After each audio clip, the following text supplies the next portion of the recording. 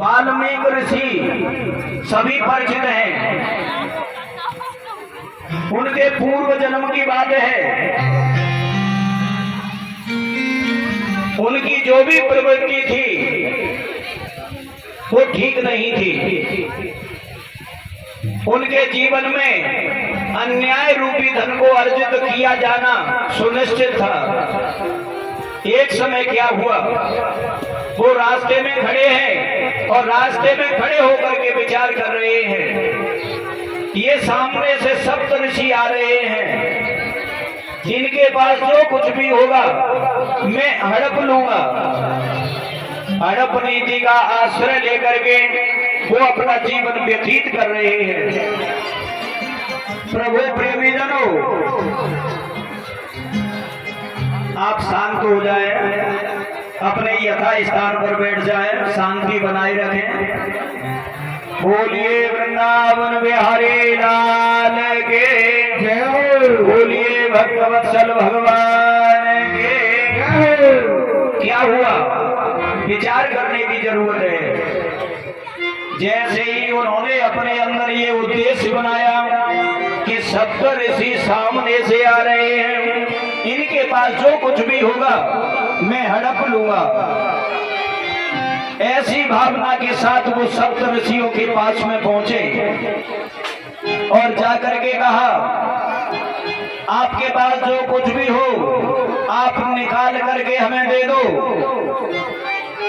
सप्त ऋषियों ने कहा, हम देने के लिए तैयार हैं, लेकिन हमारी एक शर्त है।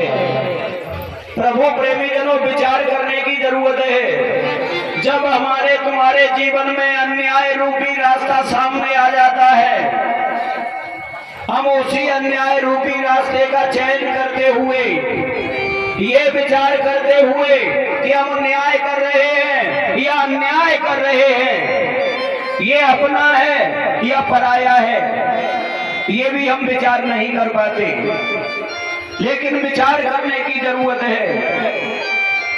अपने परिवार के सदस्यों के लिए, अपने परिवार के सदस्यों के बारे में विचार करते हुए हम अन्याय कर बैठते हैं। अन्याय के द्वारा हड़प नीति करते हुए धन एकत्रित करते हैं, क्योंकि हमारे परिवार में जो भी सदस्य है उनका भरण पोषण हो जाएगा। ऐसा विचार करते हुए हम अन्याय कर बैठते हैं। लेकिन हमने कभी ये विचार नहीं किया, हम जो अन्याय रूपी धन एकत्रित करके ला रहे हैं और परिवार के सभी सदस्य सहभागी हैं, वो इसका प्रयोग करेंगे। लेकिन इस पाप रूपी फल का जो हमारे ऊपर दबाव पड़ेगा, उसे ये सहन करेंगे, वो भागीदार होंगे या नहीं होंगे, कभी ये विचार नहीं किया। सप्त ऋषियों ने कह दिया, आप ऐसा करो, हमारे पास जो धन है हम आपको दे देंगे, लेकिन आपने कभी ये विचार किया है, आप जो अन्याय कर रहे हैं इसका जो फल मिलेगा उसमें आपके बच्चे और परिवार के अन्य सदस्य भागीदार रहेंगे या नहीं रहेंगे? आप घर चले जाओ, पूछ करके आओ। प्रभु प्रेमी जनों, जैसे ही वो वहां से वापस गए, जाकर घर पर जो भी सदस्य थे उनसे पूछा कि ये जो मैं धन लेकर के आ रहा हूं, आप इसका प्रयोग कर रहे हैं, इसका जो फल मिलेगा आप भागीदार रहेंगे या नहीं? तो सभी ने मना कर दिया, हमें जो पाप का फल मिलेगा उससे कोई मतलब नहीं है, हमारे लिए तो आप धन एकत्रित करके लेते आओ।